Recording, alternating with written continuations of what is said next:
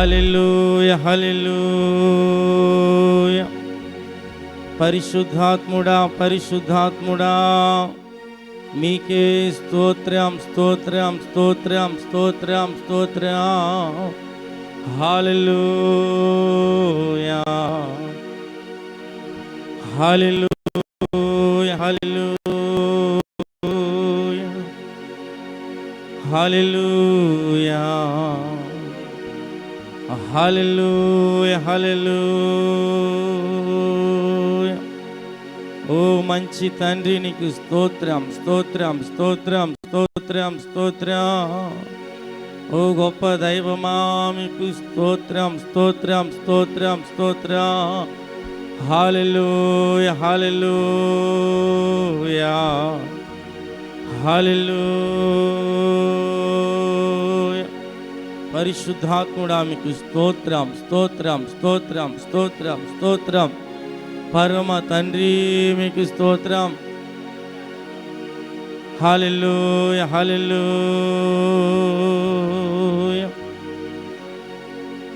నీలో కలుగు అభివృద్ధి చేత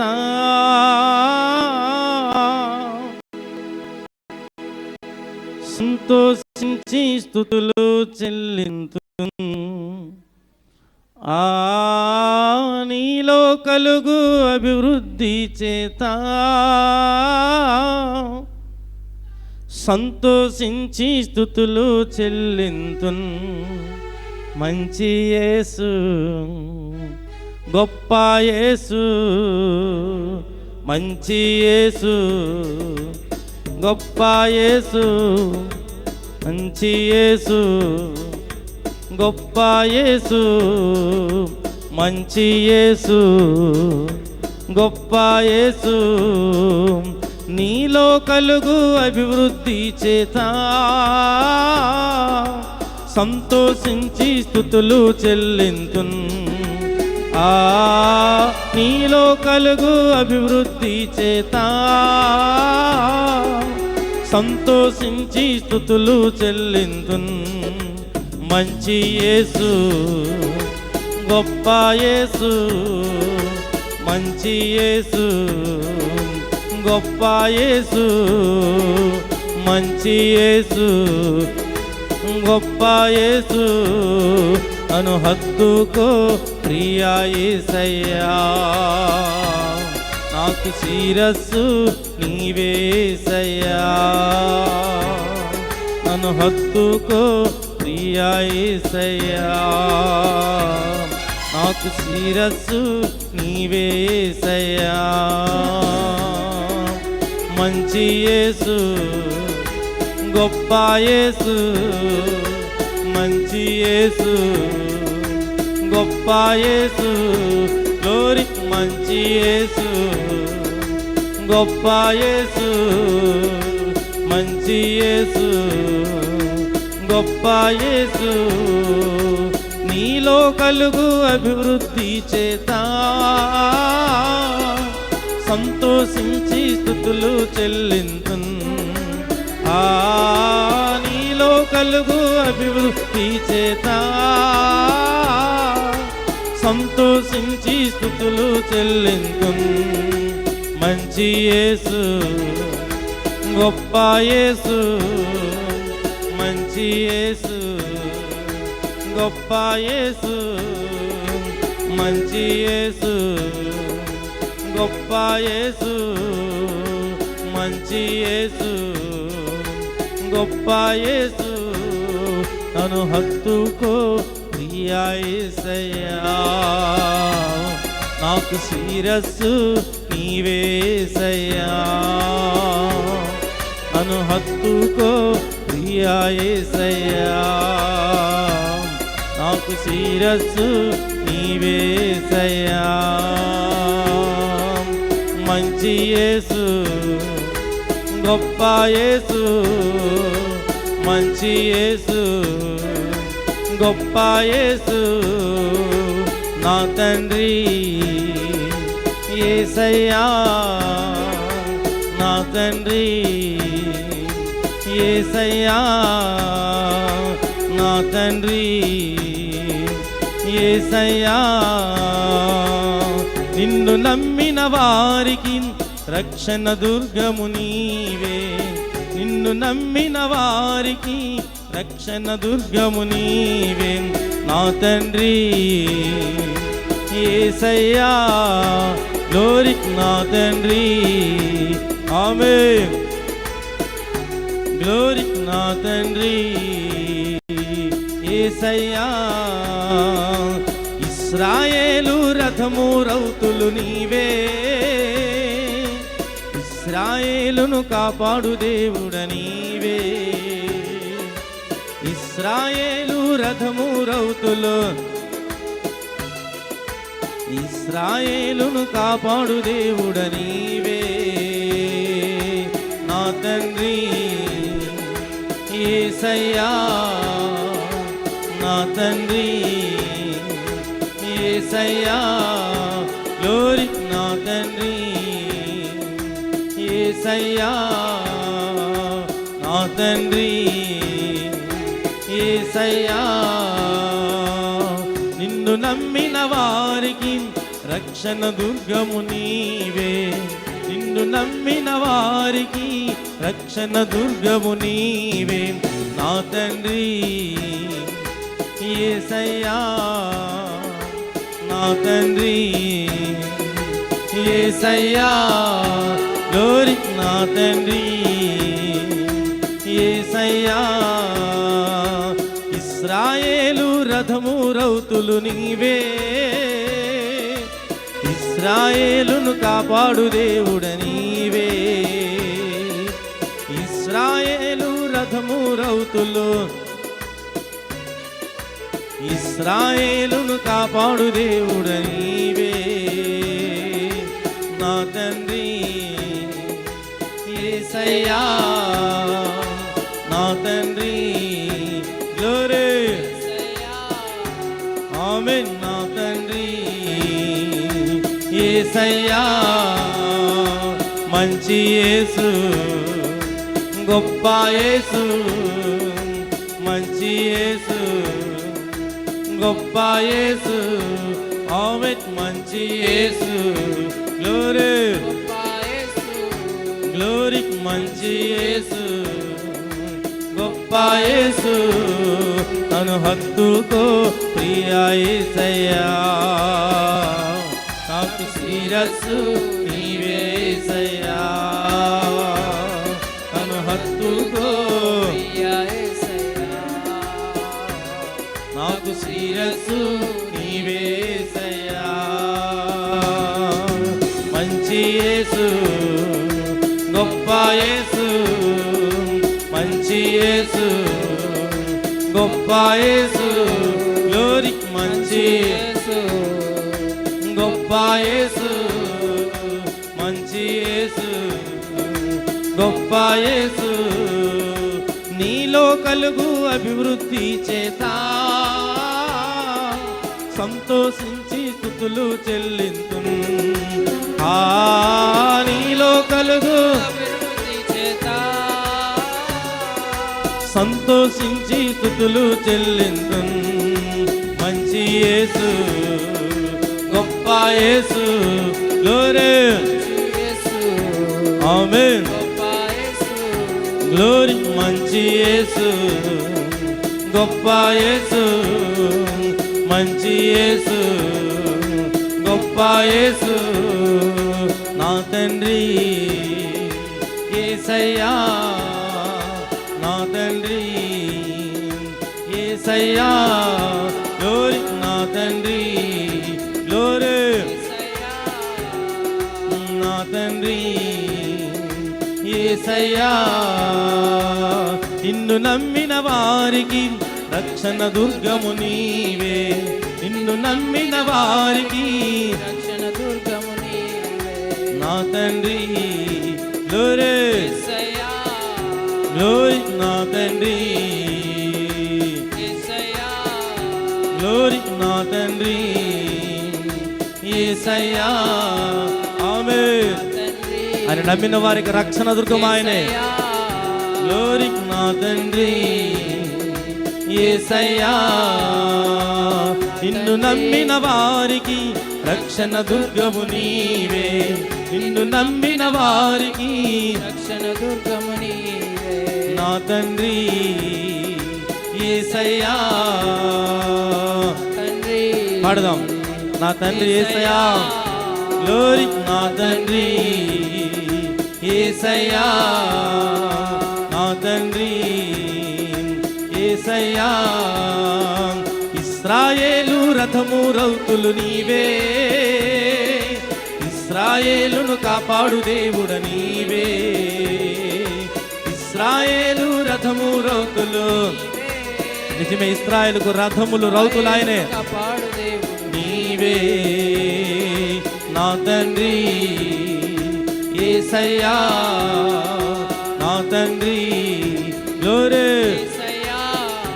ఆమేన్. నా తండ్రి యేసయ్యా, నా తండ్రి యేసయ్యా, నా తండ్రి గ్లోరీ యేసయ్యా. గ్లోరీ. నా తండ్రి యేసయ్యా.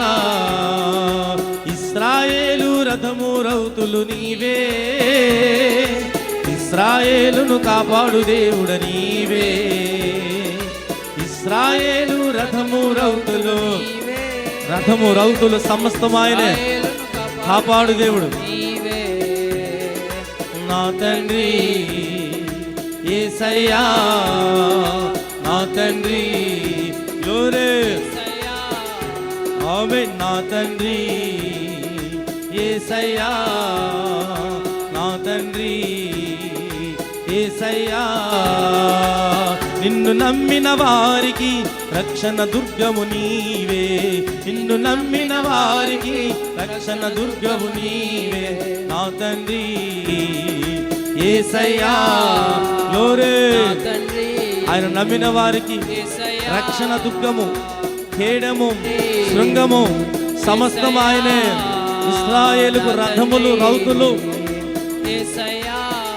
గ్లోరీ. నా తండ్రి యేసయ్యా. గ్లోరీ. నా తండ్రి యేసయ్యా, నా తండ్రి యేసయ్యా. నిన్ను నమ్మిన వారికి రక్షణ దుర్గము నీవే, నిన్ను నమ్మిన వారికి రక్షణ దుర్గము నీవే. నా తండ్రి యేసయ్యా, గ్లోరీ. నా తండ్రి ఆమేన్. యేసయ్యా. గ్లోరీ. నా తండ్రి యేసయ్యా, నా తండ్రి యేసయ్యా. మంచి యేసు, గొప్ప యేసు, గ్లోరీ. యేసు. గొప్ప యేసు, మంచి యేసు, గొప్ప యేసు, మంచి యేసు, గొప్ప యేసు, మంచి యేసు, గొప్ప యేసు.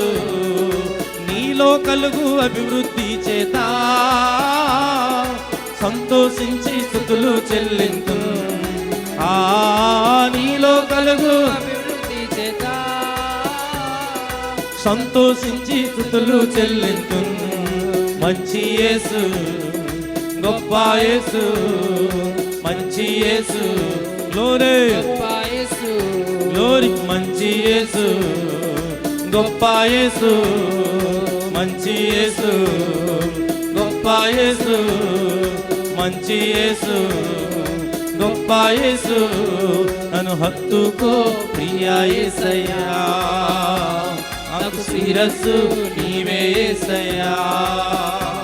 నన్ను హత్తుకో ప్రియా యేసయ్యా, నాకు శిరస్సు నీవే యేసయ్యా.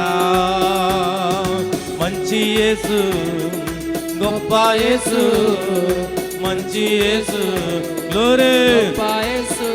గ్లోరీ. మంచి యేసు, గొప్ప యేసు, గ్లోరీ. మంచి యేసు. గొప్ప యేసు. ఆమెక్ మంచి యేసు, గొప్ప యేసు. నన్ను హత్తుకో ప్రియా యేసయ్యా, నాకు శిరస్సు నీవే యేసయ్యా. నన్ను హత్తుకో ప్రియా అవునయ్యా, నన్ను హత్తుకోనయ్యా శిరస్సు నీవే యేసయ్యా. మంచి యేసు, గొప్ప యేసు, గ్లోరీ. మంచి యేసు, ఆయన మంచి దేవుడు, గొప్ప దేవుడు, గొప్ప యేసు, అద్భుతమైన కార్యాలు, మంచి యేసు, ఆశ్చర్యమైన కార్యాలు నీ గొప్ప జీవితంలో యేసు, చేయగలిగిన దేవుడు. మంచి యేసు, ఇశ్రాయేలుకి ఎలాగైతే రథములుగా రౌతులుగా ఆయన ఉన్నాడు, యేసు, నీ పక్షమును కూడా అటు ఇటుగా ఆయన నిలిచే దేవుడు, యేసు, నీకు తోడు ఉండే దేవుడు, యేసు, నడిపించే దేవుడు, యేసు, మంచి దేవుడైన గొప్ప యేసు, మంచి యేసు, గొప్ప యేసు, గ్లోరీ. మంచి యేసు, గొప్ప యేసు, మంచి గొప్ప యేసు, గ్లోరీ. మంచి యేసు, గొప్ప యేసు, మంచి యేసు, గొప్ప యేసు, మంచివాడా యేసయ్యా, మంచివాడా నా యేసయ్యా. మంచి యేసు, గొప్ప యేసు, మంచి యేసు, గొప్ప యేసు, గ్లోరీ. మంచి యేసు, ఆయన మంచి దేవుడు, గొప్ప యేసు, గొప్ప దేవుడు. మంచి యేసు, నీ జీవితములో, గొప్ప నా యేసు, జీవితంలో గొప్ప మంచి కార్యాలు, యేసు, బలమైన కార్యాలు, గొప్ప యేసు, మంచి కార్యాలు చేయగలిగిన మంచి యేసు, సమర్థుడు. గొప్ప యేసు, మంచి యేసు, గొప్ప యేసు, మంచి యేసు, గొప్ప యేసు, మంచివాడు మంచివాడు మంచివాడు మంచివాడు యేసయ్యా, మంచివాడు మంచివాడు మంచివాడు మంచివాడు యేసయ్యా, మంచివాడు మంచివాడు మంచివాడు మంచివాడు యేసయ్యా, మంచివాడు మంచివాడు మంచివాడు మంచివాడు యేసయ్యా, గొప్పవాడు గొప్పవాడు గొప్పవాడు గొప్పవాడు యేసయ్యా, గొప్పవాడు గొప్పవాడు గొప్పవాడు గొప్పవాడు యేసయ్యా, గొప్పవాడు గొప్పవాడు గొప్పవాడు గొప్పవాడు యేసయ్యా, గొప్పవాడు గొప్పవాడు గొప్పవాడు గొప్పవాడు యేసయ్యా. మంచి యేసు, గొప్ప యేసు, మంచి యేసు, గ్లోరీ. గొప్ప యేసు, ఆమేన్. మంచి యేసు, గొప్ప యేసు, మంచి యేసు, గొప్ప యేసు, మంచి యేసు, గొప్ప యేసు, మంచి యేసు, గొప్ప యేసు, నా తండ్రి యేసయ్యా, నా తండ్రి, గ్లోరీ. యేసయ్యా, ఆమేన్. నా తండ్రి యేసయ్యా, నా తండ్రి, గ్లోరీ. యేసయ్యా, ఆమేన్. నా తండ్రి యేసయ్యా, మంచి యేసు, గొప్ప యేసు, గ్లోరీ. మంచి యేసు, గొప్ప యేసు, మంచి యేసు, గొప్ప యేసు, మంచి యేసు, గొప్ప యేసు, గ్లోరీ. మంచి యేసు, గొప్ప యేసు, మంచి యేసు, గొప్ప యేసు, మంచివాడా యేసయ్యా, మంచివాడా నా యేసయ్యా, మంచివాడా యేసయ్యా, మంచివాడా నా యేసయ్యా, మంచి యేసు, గొప్ప యేసు, గ్లోరీ. మంచి యేసు, గొప్ప యేసు, గ్లోరీ. మంచి యేసు, గొప్ప యేసు, మంచి యేసు, గొప్ప యేసు, మంచి యేసు, గొప్ప యేసు, మంచి యేసు, గొప్ప యేసు, మంచివాడు మంచివాడు మంచివాడు మంచివాడు యేసయ్యా, గొప్పవాడు గొప్పవాడు గొప్పవాడు గొప్పవాడు యేసయ్యా, మంచివాడు మంచివాడు మంచివాడు మంచివాడు యేసయ్యా, గొప్పవాడు గొప్పవాడు గొప్పవాడు గొప్పవాడు యేసయ్యా, మంచివాడు మంచివాడు మంచివాడు మంచివాడు యేసయ్యా, గొప్పవాడు గొప్పవాడు గొప్పవాడు గొప్పవాడు యేసయ్యా, మంచి యేసు, గొప్ప యేసు, గ్లోరీ. మంచి యేసు, ఆమేన్. గొప్ప యేసు, మంచి యేసు, గొప్ప యేసు మంచి యేసు, గొప్ప యేసు మంచి యేసు, గొప్ప యేసు గ్లోరీ. మంచి యేసు ఆయన మంచి దేవుడు, గొప్ప యేసు గొప్ప కార్యాలు, మంచి యేసు బలమైన కార్యాలు, గొప్ప యేసు ఆశ్చర్య కార్యాలు మంచి యేసు మీ అందరి జీవితంలో చేయగలిగిన సమర్థుడైన ఈ స్థలానికి నువ్వు ఏ సమస్య చేత, గొప్ప యేసు ఏ ఇబ్బంది చేత, మంచి యేసు ఏ కష్టము చేత, గొప్ప ఏ యేసు బాధ చేత ఈ స్థలానికి వచ్చి నువ్వు మొరపెడుతున్నావు, యేసు ఆయన ఆరాధిస్తున్నావు. గొప్ప యేసు నీ పట్ల మంచి కార్యాలు చేయగలిగిన యేసు దేవుడు, గొప్ప కార్యాలు చేయగలిగిన దేవుడు. మంచి యేసు ఇశ్రాయేలుకి ఎలాగైతే తోడుగా ఉండి నడిపించాడు, రథములుగా రౌతులుగా తోడున్నాడు, గొప్ప యేసు నీకు నాకు మంచి మనందరికైనా తోడుండే దేవుడు, గొప్ప యేసు నడిపించే దేవుడు. మంచి యేసు గొప్ప యేసు మంచి యేసు గొప్ప యేసు మంచి యేసు గ్లోరీ. గొప్ప యేసు మంచి యేసు, గొప్ప యేసు మంచి యేసు, గొప్ప యేసు మంచి యేసు, గొప్ప యేసు మంచి యేసు, గొప్ప యేసు మంచి యేసు, గొప్ప యేసు మంచి యేసు, గొప్ప యేసు మంచి యేసు, గొప్ప యేసు.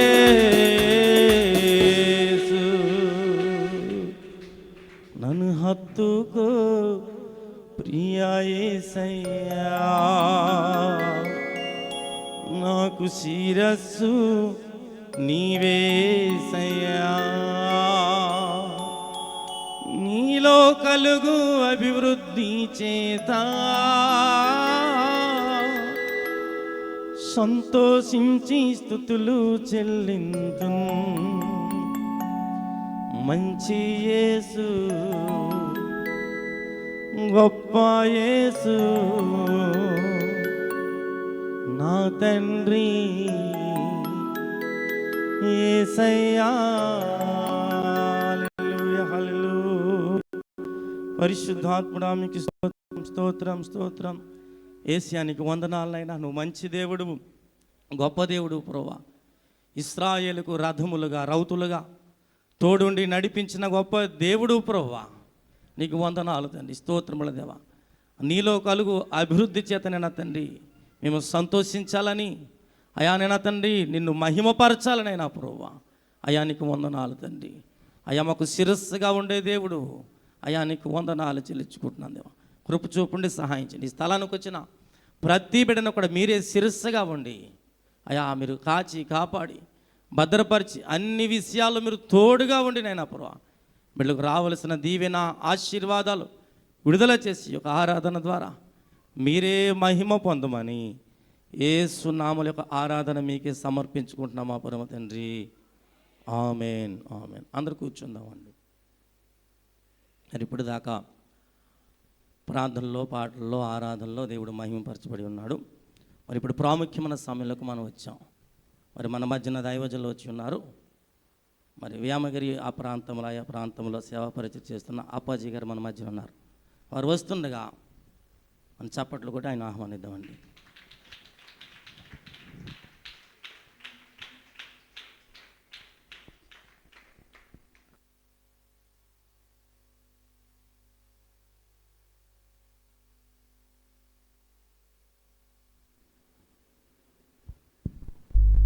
ప్రభువైన యేసుక్రీస్తు నామములో కూడి వచ్చిన మీ అందరికీ వందనాలండి. అట్లాగే నన్ను పిలిచిన సురేంద్ర అయ్య గారికి, పాస్టమ్ గారికి వందనాలు. దేవుని వాక్యాన్ని చూద్దాం. 1 పేతురు రాసిన పత్రిక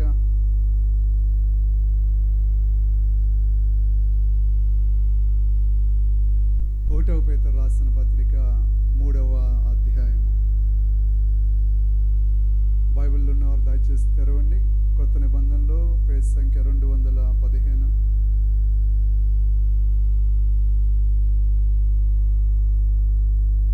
పేతురు రాసిన పత్రిక 3వ అధ్యాయము 9వ వచనం. ఆశీర్వాదమునకు వారసులవుటకు మీరు పిలువబడితిరి గనుక కీడుకు ప్రతి కీడైనను దూషణకు ప్రతి దూషణ అయినను దూషణకు ప్రతి దూషణైనను చేయక చేయక దీవించుడి. దీవించుడి. తర్వాత వచ్చిన 10-11.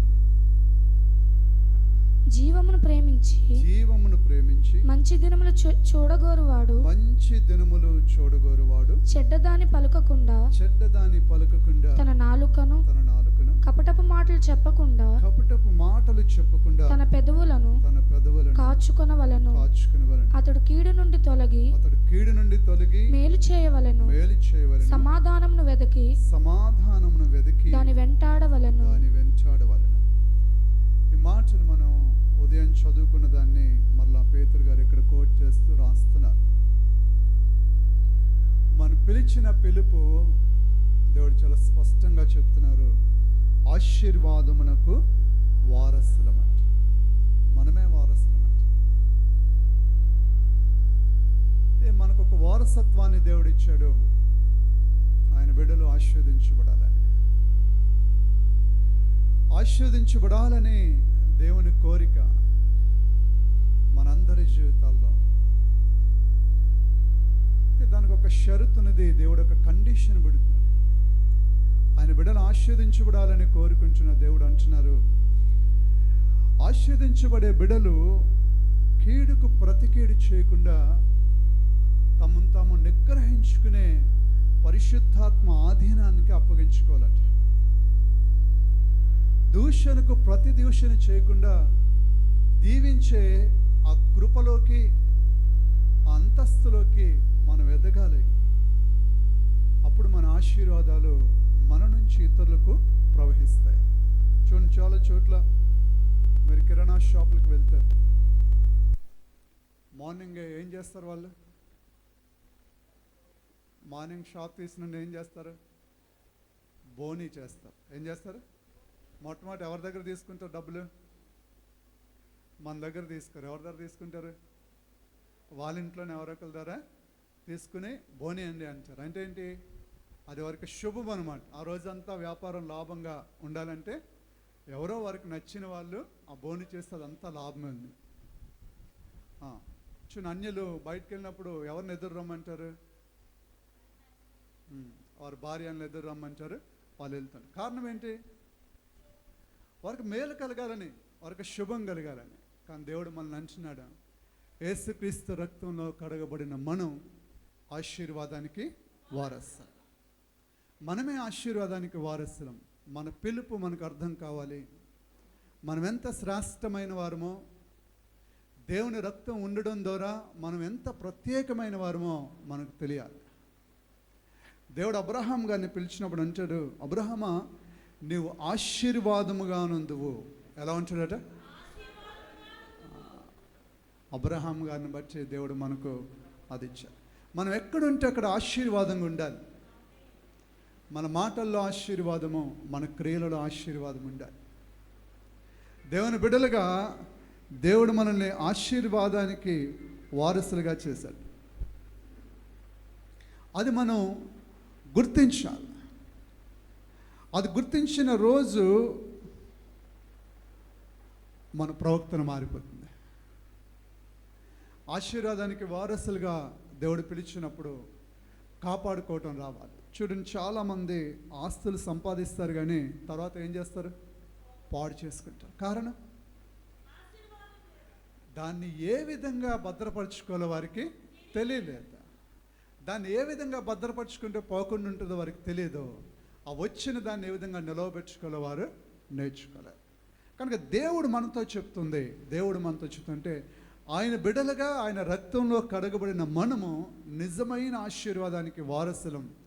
మనం ఎక్కడుంటే అక్కడ ఆశీర్వాదం ఉంటుంది. దేవుడు మనల్ని బట్టి కాపాడుతాడు. దేవుడు మన ఏరియాలను మనల్ని బట్టి దేవుడు కాపాడుతాడు. మన వీధులు మనల్ని బట్టి ఆశీర్వదించబడతాయి. మనల్ని బట్టి మన గృహస్థులు ఆశీర్వదించబడతారు. మనల్ని బట్టి మన బంధువులు ఆశీర్వదించబడతారు. మనం చేసే ప్రార్థనను బట్టి మన ఉండే ఏరియాకు కాపుదలు ఉంటుంది. కారణం దేవుని ఆశీర్వాదానికి మనం వారసులం. కనుక మన పిలుపును, మన ఏర్పాటును చాలా జాగ్రత్తగా పరిశీలన చేయాలి. నేను ఎందుకు యేసుక్రీస్తు రక్తంలో కడగబడ్డాను? ఇండియాలో 140 కోట్ల మంది ఉంటారు. ఈ 140 కోట్ల మందిలో క్రైస్తవులు ఎక్కువ ఉంటే ఒక 20 కోట్ల మంది ఉంటారేమో. ఎక్కువగా మనం లెక్కేస్తే కనుక ఒక 20 కోట్ల మంది ఉంటారు. అంటే మిగిలిన 120 కోట్ల మందికి లేని భాగ్యము దేవుడు మనకు ఇచ్చాడు. మనల్ని పరలోక రాజ్యానికి వారసులుగా చేశాడు దేవుడు. ఎంత శ్రేష్టమైన వారు, ఎంత ఉన్నతమైన భాగ్యం దేవుడు మనకిచ్చాడు. అనేక మందికి లేని ఈ ఆశీర్వాదాన్ని దేవుడు మనకిచ్చాడు. మనం శాశ్వతంగా దేవుడితో ఉండే ఆ పిలుపులోకి పిలువబడ్డాం. మన పిలుపు తాత్కాలికమైనది కాదు, కేవలము ఈ భూమికి సంబంధించింది మాత్రమే కాదు. మన పిలుపులో ఈ భూమికి సంబంధించిన ఆశీర్వాదాలు ఉన్నాయి, పరలోక రాజ్యానికి సంబంధించిన ఆశీర్వాదాలు ఉన్నాయి. ఇదే పత్రికలో, ఇదే మొదటి పత్రికలో 1వ అధ్యాయంలో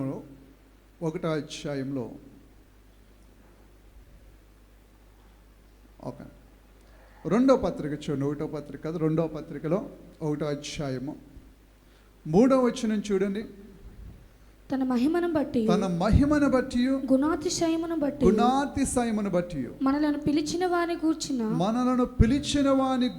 అనుభవ జ్ఞాన మూలముగా ఆయన దైవ శక్తి జీవమునకును భక్తికిని కావలసిన వాటినన్నిటిని దయచేయుచున్నందున దేవుని గూర్చినట్టు మన ప్రభువైన యేసును గూర్చినట్టునైనా అనుభవ జ్ఞానం వలన మీకు కృపయు సమాధానము విస్తరించును గాక.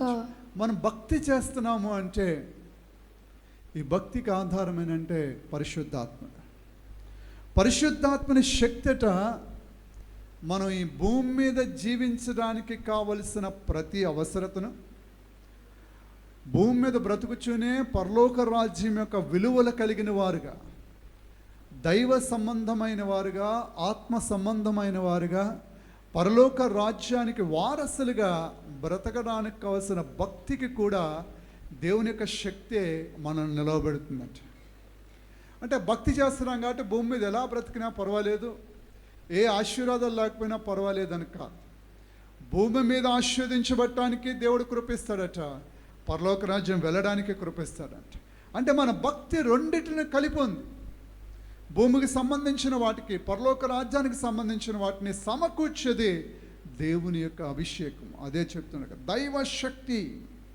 ఆయన దైవశక్తి మనల్ని భూమి మీద బ్రతకడానికి కావలసిన కృప. భూమి మీద బ్రతుకుతూనే మనం భూమికి సంబంధించిన వారం కాదు, ఇక్కడ పరదేశులము, ఇక్కడ యాత్రికులము. మన సొంత దేశము పరలోకము, అక్కడికి వెళ్ళాలి అనే ఒక మెలకువ కలిగిన జీవితంతో, ఒక గమనం కలిగిన వారుగా, ఇతరుల వలె ఈ లోకం అనే మత్తులో పడిపోకుండా దైవ సంబంధమైన పరిశుద్ధమైన ప్రజలుగా బ్రతకడానికి దేవుడు ప్రతిరోజు మనకు సహాయం చేస్తారంట. ఆ వాక్యం అది చెప్తూ ఇప్పుడు 4వ వచనం చూడండి. అందులో 1వ అధ్యాయం 4వ వచనం. ఆ మహిమ గుణాతిశయములను బట్టి ఆయన మనకు అమూల్యములను అత్యధికములోనైన వాగ్దానములను అనుగ్రహించినాడు. దురాశను అనుసరించుట వలన లోకమందున్న భ్రష్టత్వమును ఈ వాగ్దానముల మూలముగా మీరు తప్పించుకొని దేవ స్వభావమునందు పాలివారగునట్లు వాటిని అనుగ్రహించాను. దేవుడు వాగ్దానాలు ఎందుకు ఇస్తాడో మనకు తెలియాలి. దేవుని వాగ్దానం ఎందుకు అని మనం ప్రశ్నించుకోవాలి. దేవుడు 2 మాటలు చెప్తున్నారు. ఒకటి, దురాశను అనుసరించడం ద్వారా లోకంలో భ్రష్టత్వం ఉంది అంటున్నాడు. లోకం ఎందుకు చెడిపోయింది? లోకం ఎందుకు పాపంతో, శాపంతో నిండి ఉంది? మనుషులు ఎందుకు ఈ విధంగా అతిక్రమం చేస్తూ వెళ్ళిపోతున్నారు అంటే దేవుడు అంటున్నాడు, దురాశను అనుసరించడం ద్వారా. ఈ దురాశ ఎక్కడ ప్రారంభమైంది? సాతాన్ దగ్గర ప్రారంభమైంది. వాడున్న పొజిషన్లో ఉండడానికి ఇష్టపడలేదు కనుక, దేవుడి కంటే పైకి వెళ్ళాలనుకున్నాడు కనుక అక్కడి నుంచి వాడు క్రిందకి త్రోసివేయబడ్డాడు. అక్కడి నుంచి అది ప్రారంభమైంది. అది ఆదాములో పెట్టాడు, అది అవ్వలో పెట్టాడు. దాన్ని బట్టి మనుషులందరికీ ఆ దురాశ వచ్చింది. ఈ దురాశ అనుసరించడం ద్వారా మనుషుల్లోకి భ్రష్టత్వం వచ్చిందంటున్నారు. అది లోకమందంతటా ఉన్నది. మీరు ప్రపంచంలో ఎక్కడికి వెళ్ళినా మనుషుల మధ్య ఏ మనుషులు, వారు తెల్లోళ్ళైనా నల్లోళ్ళైనా, చదువుకున్నా చదువుకోకపోయినా, ప్రతి మనిషిలో దురాశను బట్టి కలిగే ఆ భ్రష్టత్వం ప్రతి వ్యక్తిలో ఉంది. ఆదాము పిల్లలందరికీ అది వారసత్వంగా వచ్చేసింది. కనుక ఈ భ్రష్టత్వంలో నశించిపోతూ నరకానికి వెళ్ళిపోతున్న మనలను దేవుడు పైకి తీయాలి అంటే అమూల్యమైన అత్యధికమైన వాగ్దానాలు ఇవ్వాలని దేవుడు అనుకున్నాడంటే ఆ వాగ్దానము మనల్ని ఆశీర్వాదానికి వారసులుగా చేశాడు. ఈ వాగ్దానం ఏం చేస్తుందంట? వాగ్దానాల మూలంగా మీరు ఆ వచనంలో ఆఖరి భాగం చూస్తే, ఈ వాగ్దానాల మూలముగా మీరు తప్పించుకుని దేవ స్వభావమునందు పాలివారగునట్లు వాటిని అనుగ్రహించు. మనం దేవుని పిల్లలము అనే మాటలతో చెప్పడం కాదు, దేవుడు తన పరిశుద్ధాత్మను మనకు అనుగ్రహించడం ద్వారా మనల్ని దైవ స్వభావంలో పాలిభాగస్తులుగా చేశాడు. ఇది మనందరూ గ్రహించాలి.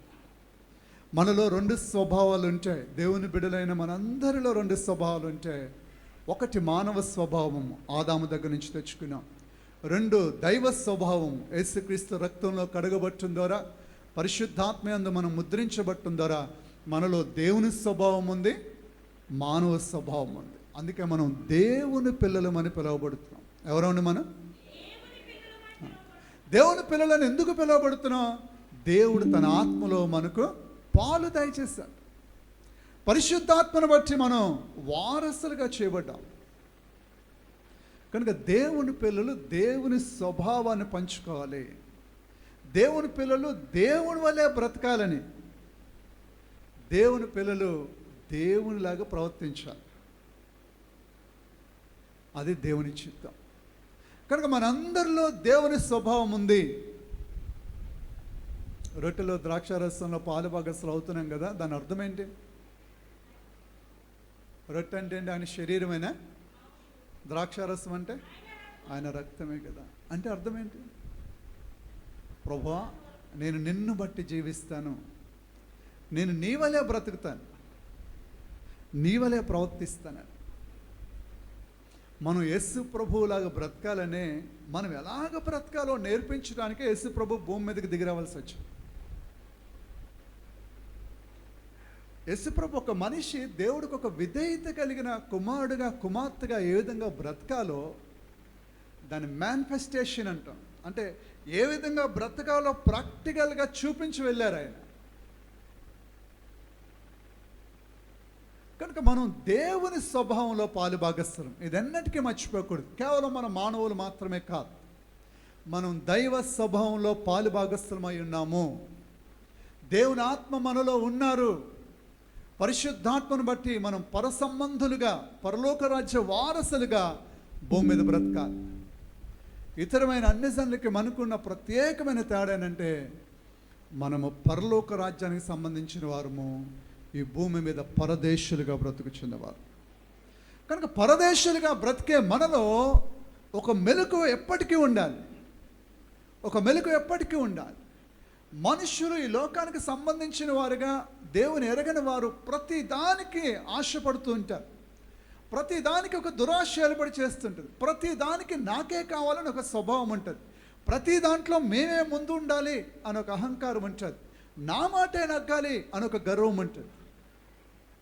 అయితే దేవుని బిడ్డలుగా మనం ఈ లోకానికి సంబంధించిన వారమా, పరలోక రాజ్యానికి సంబంధించిన వారమా, మనల్ని మనం ప్రశ్నించుకుంటూ ప్రతిరోజు ఒక మెలకువ కలిగిన జీవితం జీవించడానికే మనల్ని ఆశీర్వాదానికి వారసులుగా చేశారు. మీరు ఈరోజు ఇందాక మీరు పాట పాడుతూ కొన్ని వందల సార్లు చెప్పారు, యేసయ్య మంచివాడు, యేసయ్య మంచివాడు, యేసయ్య మంచివాడు. దయచేసి ఆ మాట రోజుకు ఒక్కసారని మీరు చెప్పుకోండి.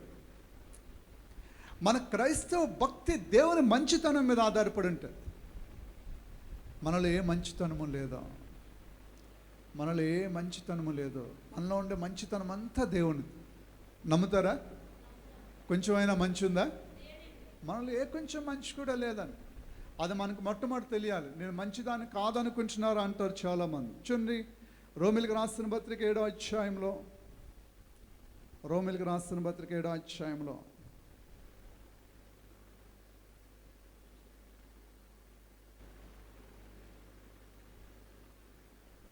18వ వచనం చూడండి. నాయందు అనగా నా శరీరమందు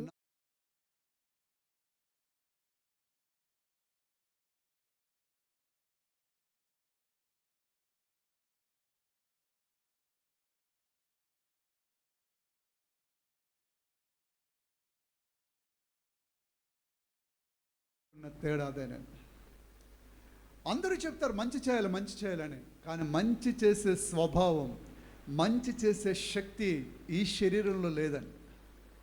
ఆదాము ద్వారా సంక్రమించిన ఈ శరీరంలో, ఈ శరీర స్వభావంలో, ఈ మానవుని స్వభావంలో మంచి చేయమని చెప్పచ్చు, కానీ మంచి చేయట, మేలు చేయట కలగట్లేదు. అది మానవుని వల్ల జరగదు. పౌలు గారు అది చెప్తున్నారు, నాలో మంచిది ఏది నివసింపదని నేను ఎరుగుదును. మేలు చేయాలన్న కోరిక అయితే మైండ్లో ఉంది, కానీ ఆ మేలు చేసే శక్తి నా హృదయంలో లేదు. అందుకే దేవుడు మనల్ని అందరినీ పాపులు అన్నాడు. ఎవరైతే మనం మంచివారం కాదని యేసుప్రభు దగ్గరికి వస్తామో వారిని దేవుడు రక్షిస్తాడు. వారికి ఆయన మంచితనాన్ని ఇస్తాడు, వారికి మేలు చేసే శక్తిని ఇస్తాడు. కనుక మనం ఈరోజు ఎంతైనా కొంత మంచి చేస్తున్నామంటే, ఈరోజు మనం ఏదైనా మేలు చేస్తున్నామంటే అది పరిశుద్ధాత్మ శక్తి వల్ల మాత్రమే జరుగుతుంది. పరిశుద్ధాత్మని ఫలములో ఒక క్యారెక్టర్ ఏంటండి? మంచితనము. అవునా? గలితీయులకు రాసిన పత్రిక 5:22 ఏముంటుంది? ఆత్మఫలం ఏమనగా ప్రేమ, మంచితనము, ఆశ. మంచితనం అన్నది పరిశుద్ధాత్మను బట్టి మనలో పెట్టాడు దేవుడు. మానవులుగా మనలో మంచితనము లేదండి, అది మనం గుర్తించాలి. మనలో ఉండే మంచితనం అంతటికి కర్త పరిశుద్ధాత్ముడు.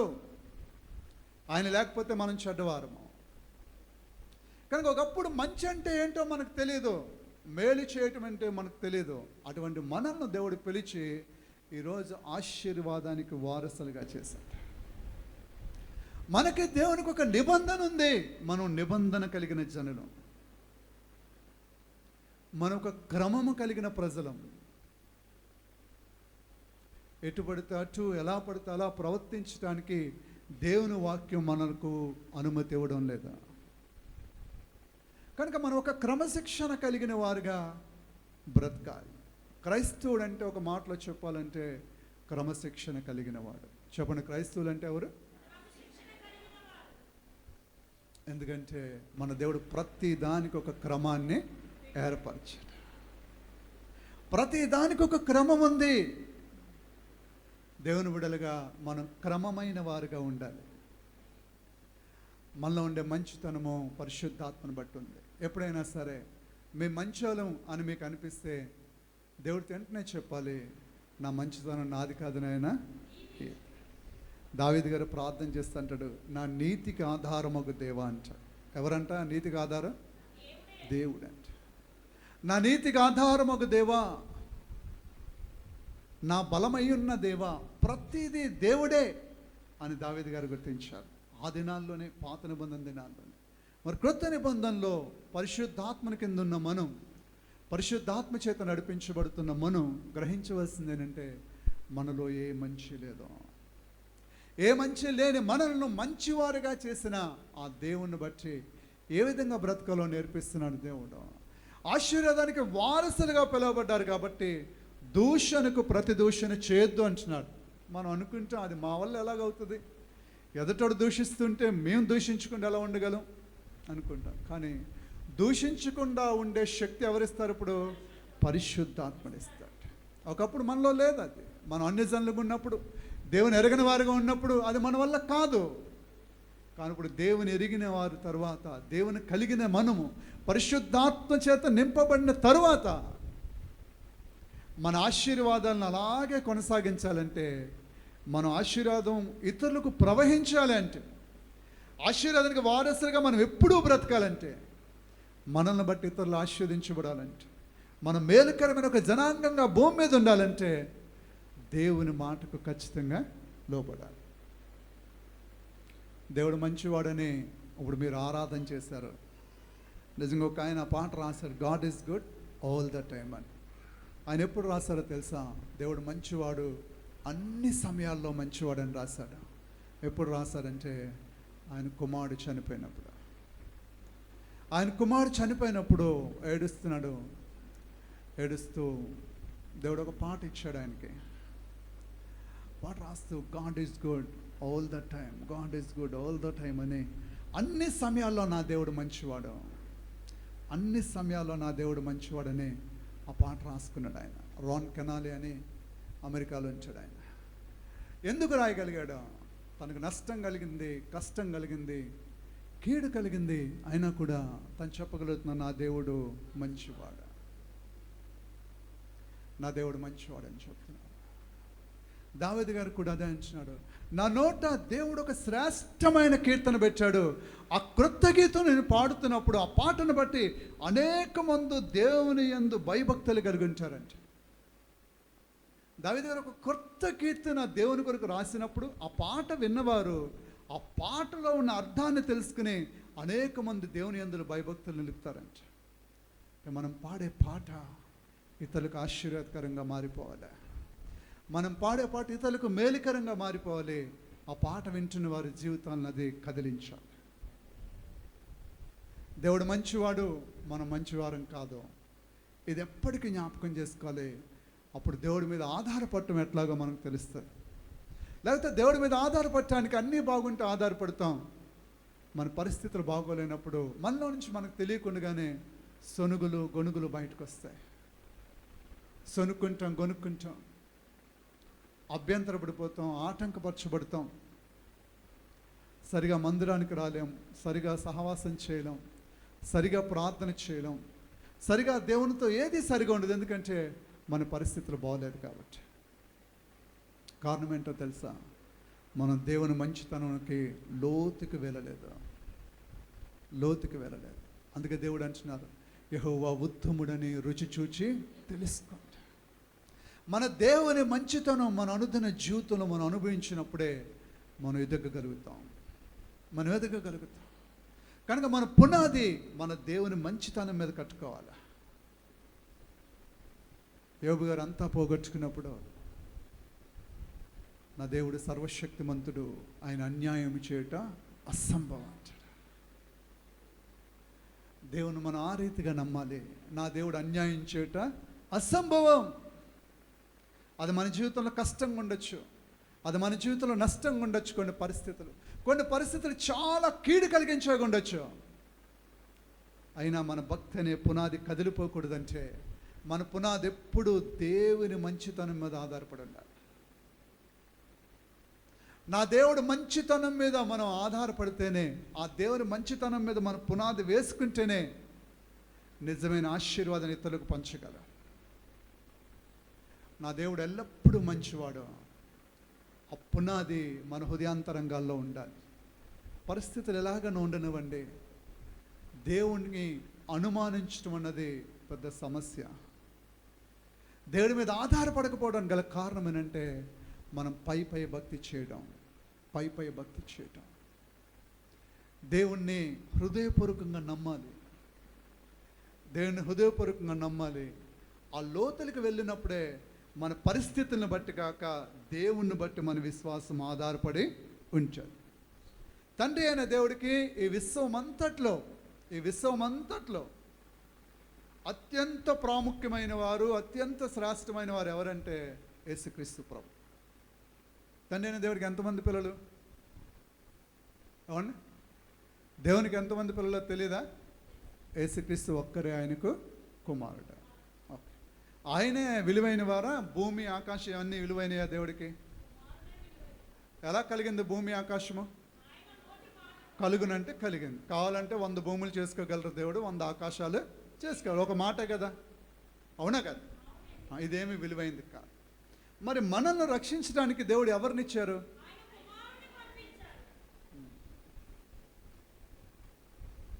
ఇప్పుడు ఎవరు విలువైనవారు తండ్రి జీవితంలో? యేసు ప్రభు విలువైనవారు. ఈ విశ్వమంతట్లో తండ్రి అయిన దేవునికి విలువైంది యేసు ప్రభువే. అంత శ్రేష్టమైన తన కుమారుణ్ణి ఏ మంచితనం లేని మనకు ఎందుకు ఇచ్చారు?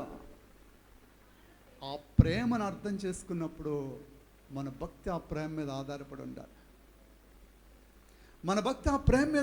ఉండాలి. మీరు చూడండి, మీ ఇళ్ళల్లో లేదా మన ఇళ్ళల్లో సాధారణంగా ఏదైనా అనారోగ్యం మీ పిల్లలకు వచ్చింది అనుకోండి, డాక్టర్ గారు లేదమ్మా ఎంత ఖర్చు అవుద్దంటే ఆస్తులు అమ్మేసైనా పిల్లలకు వైద్యం చేయిస్తామంటారు. ఎందుకు? ఆస్తుల కంటే పిల్లలు విలువైన వారు. మన ఆస్తుల కంటే మన పిల్లలు విలువైన వారు. అందుకొరకు మనం ఏదైనా అమ్మేయడానికి సిద్ధపడతాం. మన పిల్లల్ని మనం అంతలా ప్రేమిస్తున్నాం. యేసు ప్రభు మాత్రమే తండ్రి అయిన దేవుడికి విలువైన వారు. ఈ విశ్వమంతటికి ఏది విలువైంది కాదు. అటువంటి యేసు ప్రభువుని పాపులమైన మనకి ఇవ్వడానికి తండ్రి ఇష్టపడినప్పుడు దేవుడు మనల్ని ఎంతలా ప్రేమించుంటారు. మన కొరకు తన కుమారుని ఎందుకు ఇవ్వగలిగారు? అది మనం అర్థం చేసుకుంటే, మన పునాది అక్కడ ఉంటే, ఎందుకు నా దేవుడు నన్ను ఎంత ప్రేమించాడు? ఆయన కుమారుడు కంటే ఆయనకి విలువైంది ఏదీ లేదు. దేవుడు ఆశీర్వదించాలంటే అక్కడుండి ఆశీర్దిస్తే చాలు. అవునా కాదు? పాత నిబంధనలో ఇశ్రాయేలుని ఎలా ఆశీర్వదించాడు దేవుడు?